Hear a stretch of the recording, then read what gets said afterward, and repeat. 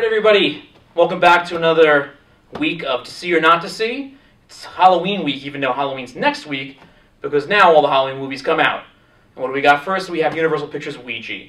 So Ouija. Did you own a Ouija board as a kid? I certainly did. Okay. I owned a Ouija board. Well, I didn't own a Ouija board, but somehow it made its way into my house one or two times, and it genuinely terrified me. I'm not going to lie. I'm a little traumatized from it.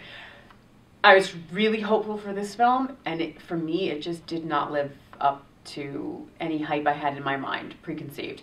Every, step of the way is very predictable, and the scares are kind of cheap, and the actors are all really young and cute, and I kind of felt bad for them because the dialogue is really quite atrocious, and it just didn't do anything for me, and I really wanted it to, so I'm pretty disappointed, I'm not gonna lie. Yeah, I mean, there was a bad audience that does, they were just laughing and talking because they were all scared, obviously, but the movie is everything you expect it to be. I mean, let's be honest, somebody at Universal at one point or another bought the rights to every single Parker Brothers board game, and now they're finally getting all the movies out. Battleship, this Ouija boards are Parker Brothers, and it's just what you expect. Somebody shat out a script that revolved around a Ouija board, and it's corny and crappy, and, I wasn't expecting much, but you never know. You can possibly get something good out of this. I mean, who's to tell?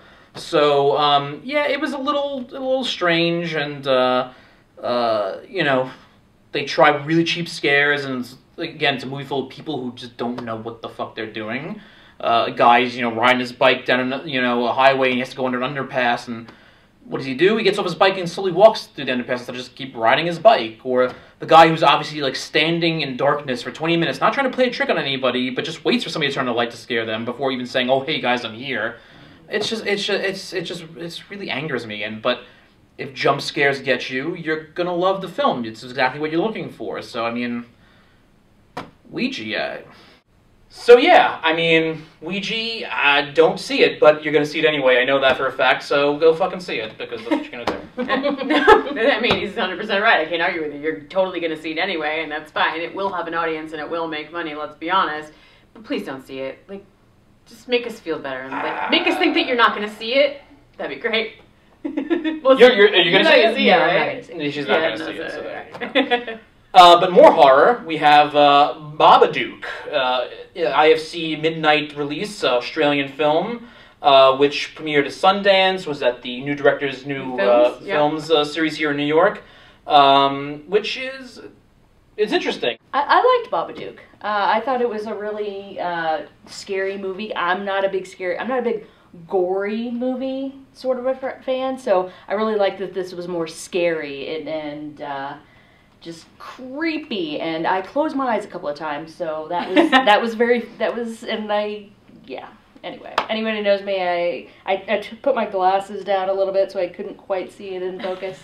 Like me when I know vomit's about to go. Exactly. Right, You're anticipating the scare. So I really liked it. I thought it was fun. Yeah, I thought it was incredibly unique. It reminded me of those books from when we were kids called Very Scary Stories. Like the little girl in the cemetery that has a tree branch grab her and she dies of fright, and the woman with the green ribbon around her neck, and just something about those. I used to check them out at the library. I don't know if I'm a little sadistic as a kid. I don't really know. Everybody got those books, right? Yeah. And they stuck with me. So when I watched this, it really brought me back to that and really made me feel uncomfortable and a little bit intense the whole time, and I appreciated the lack of gore, which is so hard to find these days.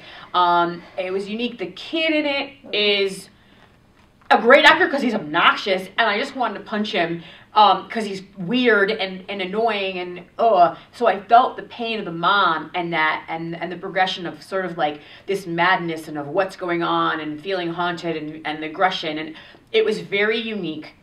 I can't really equate anything quite like that for the build-up and the story. I really liked it, and I think that everybody should see it. Yeah. Matt? It's a movie it's hard to balance. I feel like I like it, but I do have a few things that kind of bother me about it. There is the Babadook is they find the storybook that kind of gives them the story about this creature, and it starts to haunt them in a way, and I found that book, which is kind of this minimalistic but not so minimalistic kind of little pop-up book. Really, that was fun and creepy. But then, like, the Babadook itself, when you kind of see him in, like, a manifestation, when you finally get your real good look at him, it's kind of very, like, chintzy computer kind of graphics, and it kind of took me away from it a little bit. It's not the whole movie, just little certain points, and I was interested to find, I guess, the inspiration for the design came from old Georges Méliès, these 1920 type films, because they have a bunch of clips in the movie. But, yeah, it plays on this idea of, like, real psychological terror manifesting itself as something else, and I would have liked if there were certain points where the spirituality of it kind of was a little less and played more in a different way. But otherwise, yeah, no, it's still a good movie. I'm not going to say it's a bad movie. But Babadook, may get to some people with this little,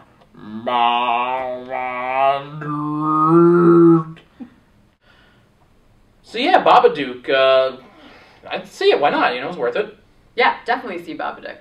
Melissa, you think Babadook? Yes. Yeah. Yes. Yeah, if Melissa says see a scary movie, see a scary movie. Yeah, exactly. So the next movie we're going to talk about is Rudderless, which is William H. Macy's directorial debut. So the film stars Billy Crudup as a 1% dad who loses his son. I'm not spoiling anything. It happens within the first 10 minutes of the film.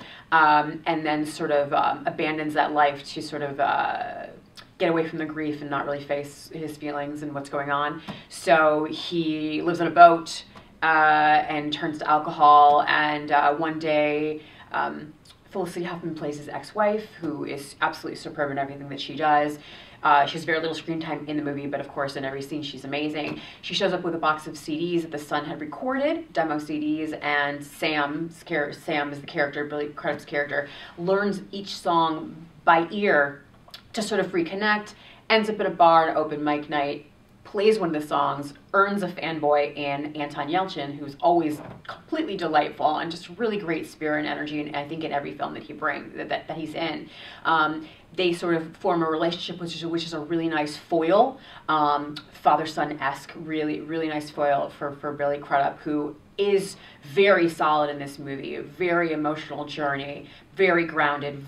I really enjoyed him a lot, and I had no idea previously that if he has any musical experience. I didn't know that, but he seems very comfortable with the guitar, and he sings throughout. So they sort of form a little band, and and the movie is very emotional. It's heavy, but Anton Yelchin brings a lot of lightness, and the soundtrack for me was incredible. It very much reminded me of like an Almost Famous or this year's Frank.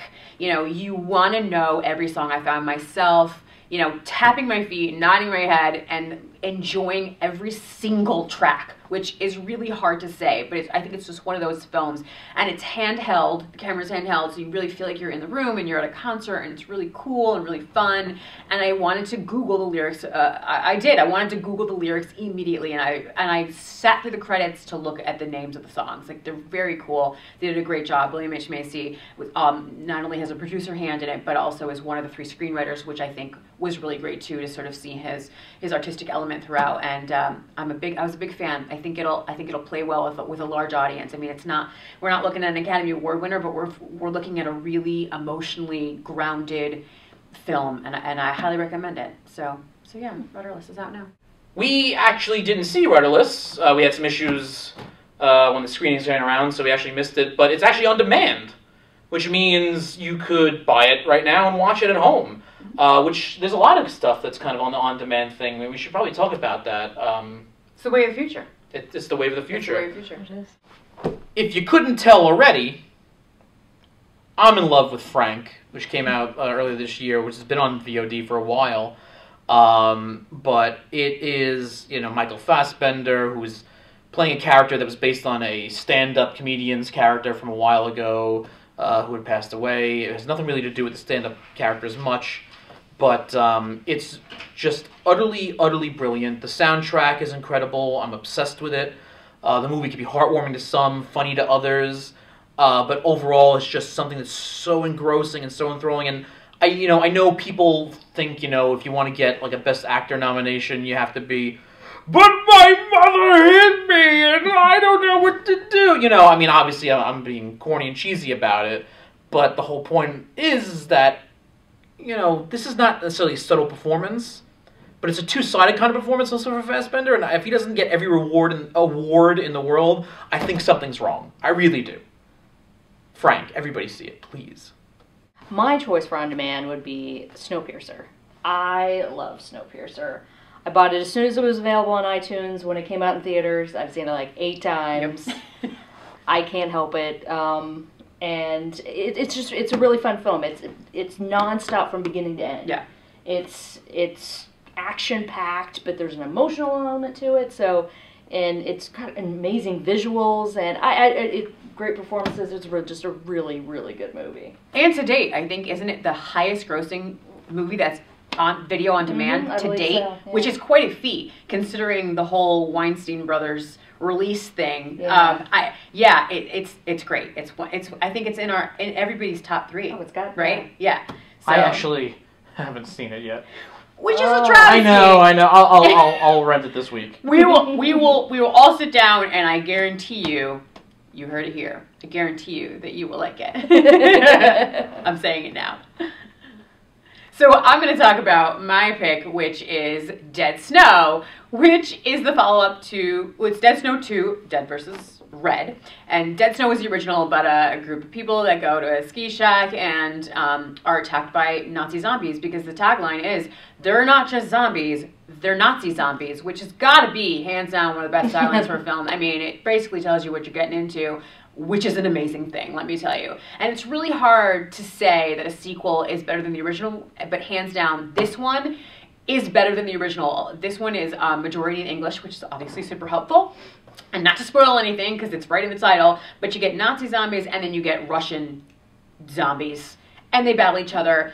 And it's funny and it's over-the-top gory. I mean, over-the-top, unapologetic gore, and it's in your face, and Martin Starr makes an appearance, and who, if you don't know him from Freaks and Geeks, shame on you. There's no excuse. It's all on Netflix. Do yourself a favor. Just educate yourself. Anywho, he's in it. Very funny from start to finish. Evil Dead meets Shaun the Dead, meets every zombie movie that you ever loved, and I highly recommend it. So Dead Snow 2 is now available on video on demand too. So that's it. That's Halloween week for To See or Not to See. We thank you all for joining us. We had a great time, and we look forward to seeing you next week. We're going to have reviews for Nightcrawler. Mm-hmm. And we may have a few other things, possibly surprises. We don't know yet, so we'll keep it on the down low for now. Let's not talk about it yet. But thanks for joining us. It's going to be great.